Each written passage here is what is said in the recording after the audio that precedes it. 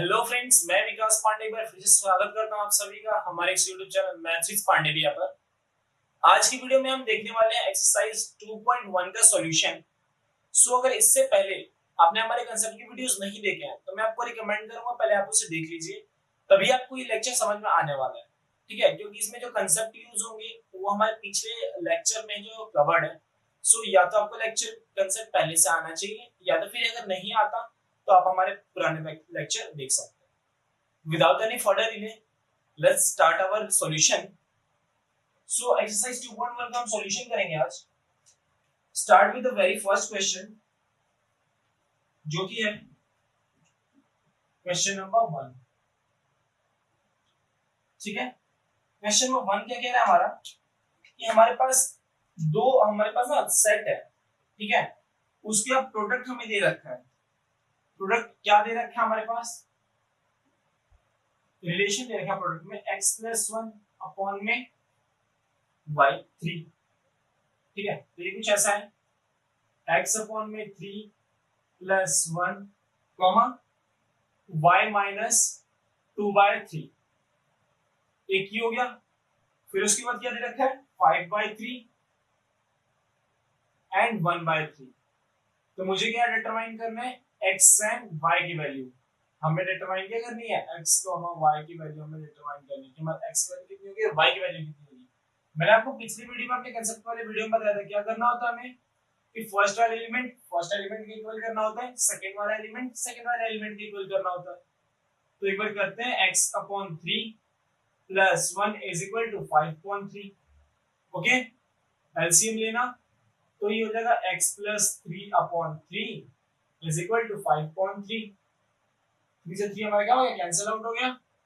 x की value कितनी बची 5 माइनस 3, x की वैल्यू 2 निकल के आ गई हमारी। ये रही हमारी x की वैल्यू। सिमिलरली हमारी y की वैल्यू क्या हो जाएगी y minus 2/3 is equal to 1/3। Minus हो रहा है 2/3 उधर जाके प्लस हो जाएगा, तो 1/3 प्लस 2/3 दैट इज 3/3। उसकी वैल्यू कितनी आ गई 1 आ गई। तो y की वैल्यू कितना आ जाएगा हमारा 1 हो जाएगा। ये हमारा क्वेश्चन नंबर 1 का सॉल्यूशन। ओके, आगे बढ़े हम क्वेश्चन नंबर 2 पे। उसका हम सॉल्यूशन देखते हैं क्वेश्चन नंबर 2। ठीक है, ये क्या कह रहा है क्वेश्चन नंबर 2 में? क्वेश्चन नंबर 2 में कह रहा है कि if set A has 3 elements, ठीक है, एंड सेट B का हमें एलिमेंट दिया हुआ है, तो find the number of element in A cross B। तो हमारे पास ये दे रखा है कि number of element in set A हमें क्या दे रखा है 3 दे रखा है, एंड हमें सेट B लिखा हुआ दे रहा है। क्या दे रहा है यार कि 3 4 और 5, 3 4 एंड 5। हमसे क्या पूछा है कि हमें A क्रॉस B में कितने नंबर ऑफ एलिमेंट होंगे ना, वो बता दो जरा फटाक से। तो उसके लिए हमें क्या चाहिए, हमें चाहिए number of element in A और number of element in B चाहिए। उन दोनों को हम लोग मल्टीप्लाई करेंगे तो हमारा क्या निकलेगा, उसका प्रोडक्ट, कार्टेशियन प्रोडक्ट में नंबर ऑफ एलिमेंट निकलेंगे। ठीक है, सो यहाँ पे number of element in B तुम्हारा क्या हो जाएगा, यहाँ से कितने 1 2 3 ये हो जाएगा। तो यहाँ पर 3 cross 3 that is 9। So number of element in A cross B कितने आ जाएंगे हमारे पास 9 आ जाएंगे।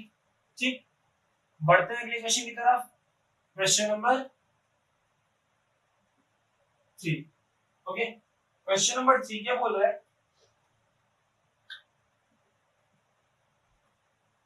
if G is equal to 7, 8, हमारे पास G कोई सेट है जिसमें 7, 8 एलिमेंट है, ये 7, 8।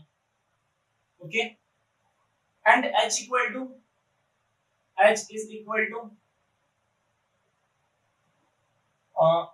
5 4 2, 5 4 एंड 2। हम क्या डिटरमाइन करना है, हमें G क्रॉस H निकालना है, G क्रॉस H निकालना है। ठीक, एंड H क्रॉस G निकालना है, H क्रॉस G निकालना है। हम इसे कैसे फाइंड आउट करेंगे, सबसे पहले हम G क्रॉस H निकालते हैं। हम g क्रॉस h निकालेंगे। इसका मतलब क्या है कि 7,8 क्रॉस 5 4 एंड 2, दोनों का क्रॉस निकालना। ठीक है, हो जाएगा एक 7 एंड 5 बन जाएगा हमारा एलिमेंट। ठीक है, तो 7,5 एंड देन उसके बाद हम ये 7,4, उसके बाद 7 2, देन 8 5, देन 8 4 एंड देन 8 2। ये आ गया हमारे पास नंबर ऑफ, ये आ गया हमारे पास कार्टेशियन प्रोडक्ट में हमारे कितने कौन कौन से एलिमेंट हो गए वो हमारा आ गया। ओके ओके, एंड देन हमें क्या डिटरमाइन करना है, h क्रॉस g करना है, h क्रॉस g। तो h क्रॉस g में क्या होगा, सबसे पहले h का एलिमेंट लिखेंगे, h का एलिमेंट 5 4 2 क्रॉस g का एलिमेंट लिखेंगे हम, क्या हमारे पास g का एलिमेंट 7 और 8। अब ठीक है, इसे क्रॉस डिटरमाइन करना, तो क्या हो जाएगा 5 7, क्या हो जाएगा हमारे पास 5 7 5 8 2 7, सॉरी 4 7 4 7 4 8 2 7 एंड देन 2 8। ठीक है, जरा ये देखना कि number of elements in, question हमारा यहीं पे खत्म हो जाता है। आगे कुछ मैं तुम्हें कंसेप्ट बता दूं, कुछ और कंक्लूजन बता दूं कि हमारा निकल रहा है। तो नंबर ऑफ एलिमेंट हमारे पास g क्रॉस h में क्या इक्वल है number of element in h cross g। ठीक है, तो हमें क्या करना होगा, number of element in g and number of element in h। तो 2 into 386 इसमें भी आ रहा है इज इक्वल टू 3 into 2 6 इसमें भी आ रहा है, मतलब नंबर ऑफ एलिमेंट दोनों में इक्वल है। इक्वल क्या है, नंबर ऑफ एलिमेंट इक्वल है। तो हमारे एक कंक्लूजन तो हमारा ये निकल गया। ठीक है, सेकंड कंक्लूजन की मैं बात करूं तो एक बार ये देखना, g क्रॉस h क्या इक्वल है h क्रॉस g के, मैच करना एक बार। इसमें है 7 8, ठीक है 7 5 7 4 7 2 8 5 8 4 8 2, इसमें क्या है 5 7 5 8 4 7 4 8 2 7 2 8, दोनों में अलग अलग एलिमेंट्स है ना, पोजीशन दोनों की चेंज है ना, तो इसीलिए ये दोनों एक दूसरे के इक्वल नहीं है। तो ये याद रखना कि h cross g a cross b is never equal to b cross a, सिवाय एक कंडीशन के, क्या हो जब हमारे पास a और b जो है वो सेम सेट हो, दैट इज a में हमारे पास वही नंबर वही element, number element same element है जो कि सेट a में, मतलब वो इक्वल सेट है। इक्वल सेट भी नहीं कह सकते क्योंकि इसमें नंबर ऑफ एलिमेंट दिखाता है। ठीक है, हाँ तो वो कैसे, तो इक्वल सेट है। इक्वल सेट में क्या देखते हम लोग कि हमारे पास एलिमेंट सेम होना चाहिए। ठीक है, तो ये हो गया तुम्हारा g cross h is not equal to h cross g। Question number 3 का सॉल्यूशन। आगे हम बढ़े क्वेश्चन नंबर 4 की तरफ। सो ये देख लेते क्वेश्चन नंबर 4 में हमसे क्या बोल रहा है, state whether each of the following statement are true और फॉल्स। हमें ट्रू और फॉल्स बताना है। ठीक है, अगर हम फर्स्ट क्वेश्चन की तरफ ध्यान दें तो हमारे पास क्या कह रहा है कि P में जो एलिमेंट है, P कोई सेट है जिसमें एलिमेंट है m n और Q में कोई एलिमेंट है n m। फर्स्ट पे चलते हैं हम लोग, P जो हमारा है क्या है m n, Q में हमारे पास कितना है m n। सो ये बताओ क्या P cross Q, P cross Q जो है वो इक्वल होगा m n n m, m n n n m के, क्या ये दोनों आपस, ये जो है ये P क्रॉस Q की वैल्यू यही होगी, हमें ये बताना है। तो एक बार हम निकाल के देखते हैं हमारा P क्रॉस Q क्या होगा। तो यहाँ पे लिखिए mn क्रॉस mm, यही होगा। एक बार क्रॉस करना तो क्या निकलेगा तुम्हारे पास m n m m n n and then m m। क्या ये दोनों इक्वल है p क्रॉस q? नहीं इक्वल है ना, तो ये हमारा आंसर क्या देगा, ये हमारा फॉल्स है भाई, फॉल्स दे रखा है। ओके, आई होप आप लोगों को समझ में आया होगा वन का। हम बढ़ते हैं आगे, दैट इज 4 के सॉल्यूशन की तरफ। ठीक है, सॉरी सेकंड पार्ट के सॉल्यूशन की तरफ। 4 का जो सेकंड पार्ट, 4 का सेकंड पार्ट क्या बोल रहा है, if a and b are two non empty set, अगर हमारे पास सेट है और सेट b दो नॉन एम्प्टी सेट हो, so a cross b is a non empty set of order pair x y such that x belongs to a and y belongs to b। ठीक है, क्या हमारे पास a and b जो है वो non empty set है। ठीक है, नॉन एम्प्टी सेट है, तो क्या ये बताओ कि x y का पेयर होगा, इसके अंदर क्रॉस होगा ना,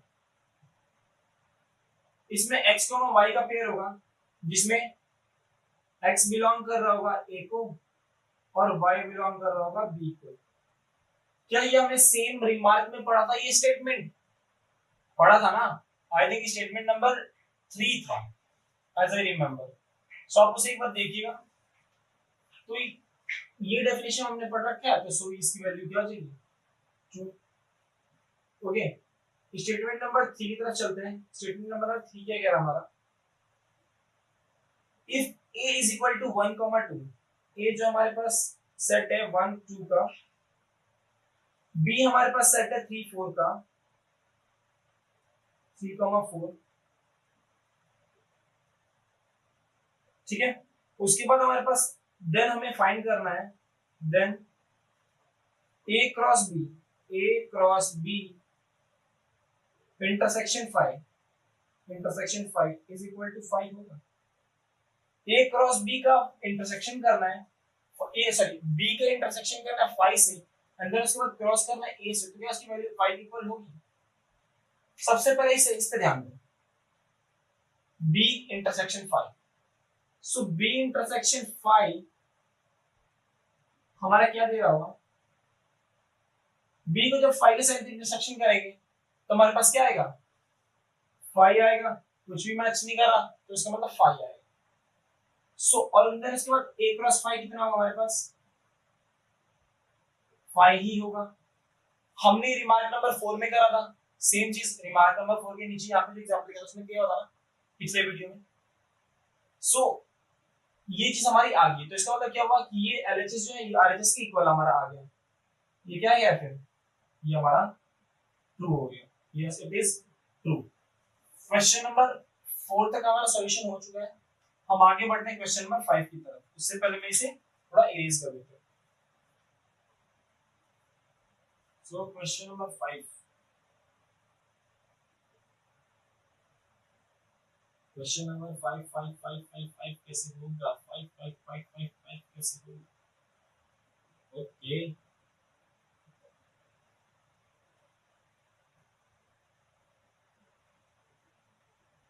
let's move further. Question number 5, ठीक है। सो क्वेश्चन नंबर 5 हमसे क्या बोल रहा है कि एक कोई सेट है जिसमें एलिमेंट है -1 एंड 1। ठीक है, ये कोई सेट है जिसमें हमारे पास कौन कौन से एलिमेंट है, -1 है और 1 है। ठीक है, मुझे क्या डिटरमाइन करना है, a क्रॉस a। ओके, सो ये किसके इक्वल हो जाएगा, -1 1 क्रॉस -1 1 क्रॉस -1 1।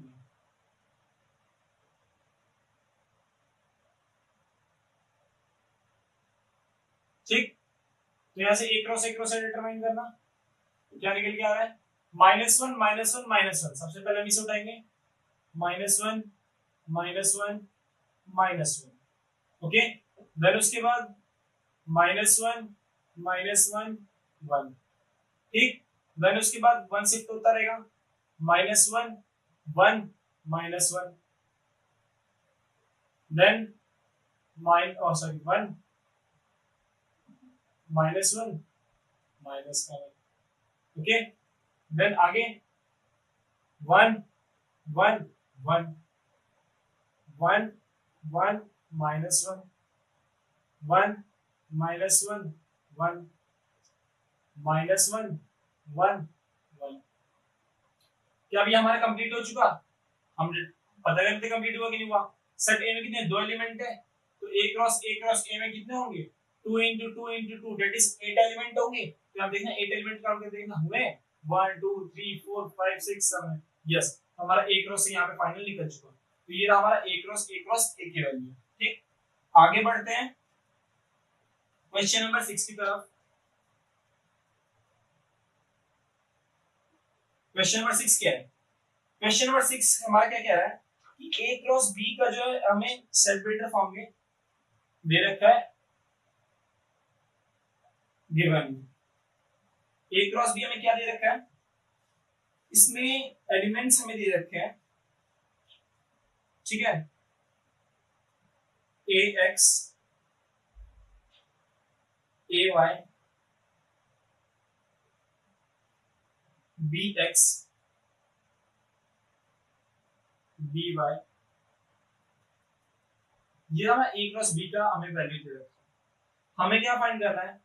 हमें फाइंड करना है ए एंड बी। हमें सेट ए और सेट बी फाइंड करना है। सो हमने रिमार्क नंबर 1 क्या पढ़ा था कि क्रॉस में कार्टेशियन प्रोडक्ट में फर्स्ट एलिमेंट जो होता है वो सेट ए से बिलोंग करता है, सेकंड एलिमेंट सेट बी से बिलोंग करता है। यही हमने रिमार्क्स में पढ़ा था आपने। सो हर एक कार्टेशियन प्रोडक्ट का जो वैल्यू होगा उसमें से फर्स्ट एलिमेंट किससे बिलोंग कर रहा होगा? सेट ए से बिलोंग कर रहा होगा। तो सेट ए हमारे पास क्या आ जाएगा? A A B B A A B B. लेकिन एक चीज ये बताओ, क्या सेट में कहीं भी एक एलिमेंट को दो बार लिखते हैं? नहीं लिखते ना। तो इसलिए हमारा क्या हो जाएगा, इसमें सिर्फ बच जाएगा हमारा एक एक बार लिखेंगे ए और बी। ये हो गया हमारा सेट ए। सेट बी हमारा क्या आ जाएगा? X y x y. तो एक्स वाई दो बार आया तो यहाँ पे एक बार आ जाएगा एक्स वाई। ये हो गया हमारा सेट ए, ये हो गया हमारा set B. So question number 5 6 का भी सॉल्यूशन हो चुका। आगे बढ़ते हैं क्वेश्चन नंबर 7 की तरफ। क्वेश्चन नंबर 7, ठीक। क्वेश्चन नंबर 7 क्या बोल रहा है? a is equal to 1, 2। हमारे पास कोई सेट a है जिसकी एलिमेंट कितने हैं उसमें 1, 2 है। ये हमारे पास सेट a के एलिमेंट है। सेट b के एलिमेंट क्या है हमारे पास? 1 2 3 4 1 2 3 4, ठीक है। उसके बाद सेट सी हमारे पास 5 6 एंड सेट बी है 5 6 7 8।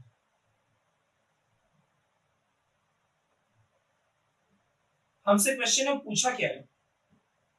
हमें क्या करना है? हमें इसे वेरीफाई करना है। हमें वेरीफाई करना है। हमें क्या करना है?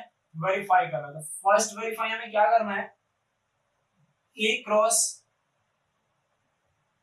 B intersection C is equal to A cross B intersection A cross C. Distributive property लग रही है, हमने सेट में पढ़ा भी था कि हमें डिस्ट्रीब्यूटिव प्रॉपर्टी क्या होती है। सो अब हमें इसे वेरीफाई करना है। सबसे पहले तुम एलएचएस को उठा लो। तो एलएचएस में क्या है? ए क्रॉस बी इंटरसेक्शन सी, ठीक है। सो एक एलिमेंट्स के सेट ए के 1, 2 क्रॉस बी इंटरसेक्शन सी में क्या कौन से एलिमेंट आएंगे? बी और सी में देखो क्या क्या कॉमन है। इंटरसेक्शन में क्या कॉमन होता है? तो बी इंटरसेक्शन सी की वैल्यू कितनी हो जाएगी? 1 2 3 4 इसमें है और 5 6 इसमें है। क्या दोनों में कुछ कॉमन मिल रहा है? नहीं मिल रहा है ना। तो यहाँ पे क्या हो जाएगा हमारा 5, ठीक है, कुछ कॉमन नहीं मिला तो ये 5 हो जाएगा, तो ये एम्प्टी सेट हो जाएगा, एम्प्टी सेट। सो इसके प्रोडक्ट में कितना होगा, इसका प्रोडक्ट क्या निकलेगा, इसका प्रोडक्ट निकलेगा 5, ठीक है। अभी अभी हमने ये चीज पढ़ा कि रिमार्क नंबर 4 में हमारे कंसेप्ट वाले वीडियोस में क्या था हमारा कि सेट, किसी भी सेट को अगर हम 5 से क्रॉस कार्टेशियन प्रोडक्ट निकालते तो हमारा आंसर क्या आता है, 5 आता है। उसके बाद आरएचएस हम देखते हैं। आरएचएस में क्या है, A cross B intersection A cross C, ठीक। सबसे पहले ए क्रॉस बी निकालो, ए में क्या है 1 2, बी में क्या है 1 2 3 4, सो इसके एलिमेंट्स क्या होंगे, चलो यहां पे लिखता हूं। सबसे पहले मैं डिटरमाइन करता हूं ए क्रॉस बी, क्या हो गया हमारे पास 1 2 क्रॉस 1 2 3 4, सो इससे कार्टेशियन प्रोडक्ट क्या निकलेगा 1 1 8, क्या निकलेगा 1 1 1 2 1 3 1 4, उसके बाद 2 1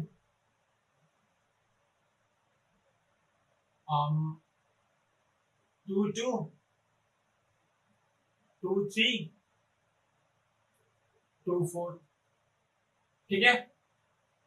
ये क्या निकला हमारा ए क्रॉस बी। अब जरा एक बार ए क्रॉस सी निकालना, ए में हमारे पास क्या है 1 2,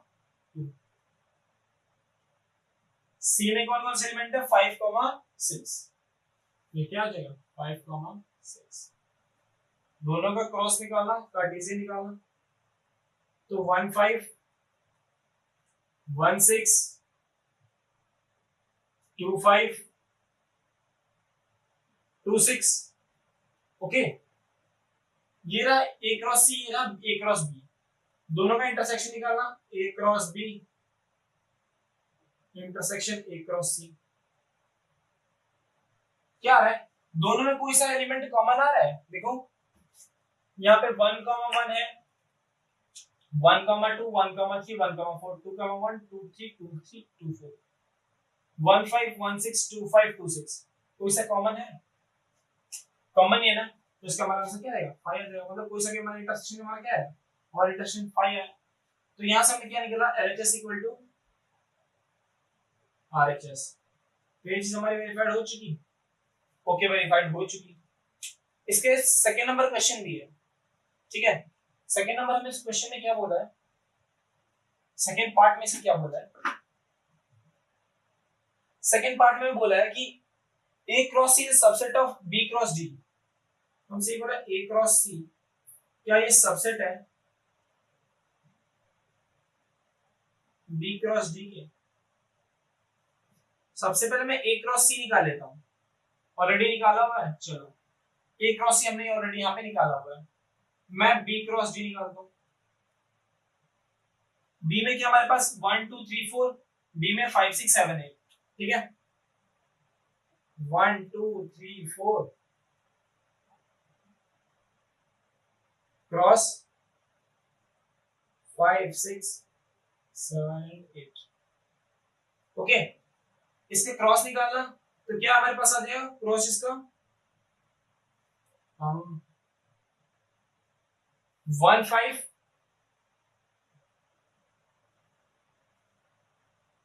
1 6 1 7 1 8 2 5 2 6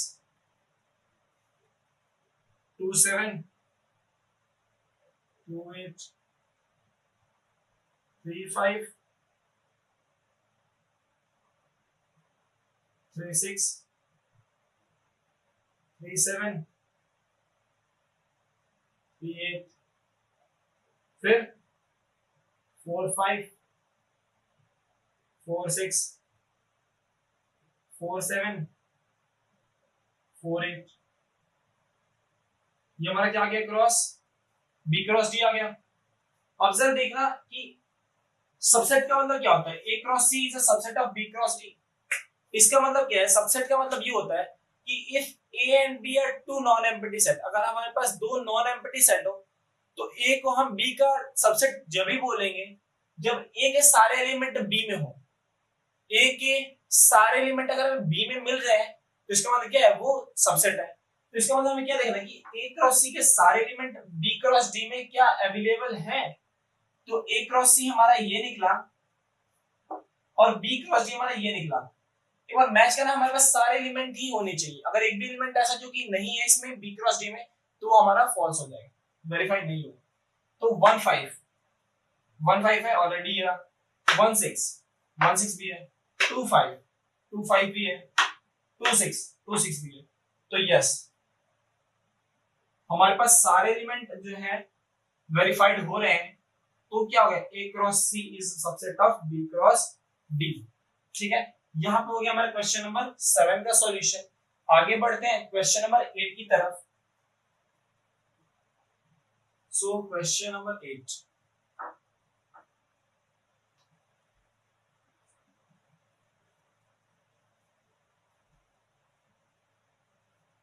ठीक है।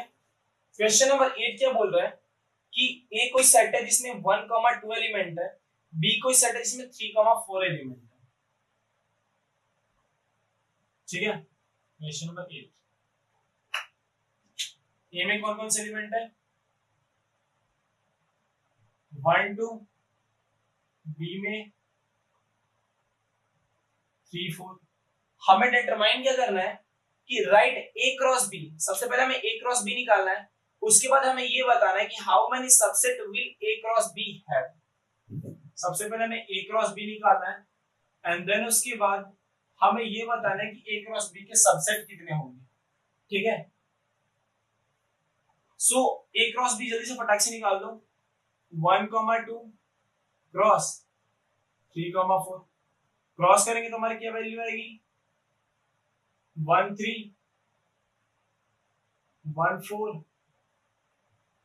2 3 2 4। ठीक है, तो ये आ गया हमारे पास ए क्रॉस बी। ए क्रॉस बी निकल गया है। अब मुझे ये सबसेट पूछा है, सबसेट पूछा है, हाउ मेनी सबसेट पूछा है।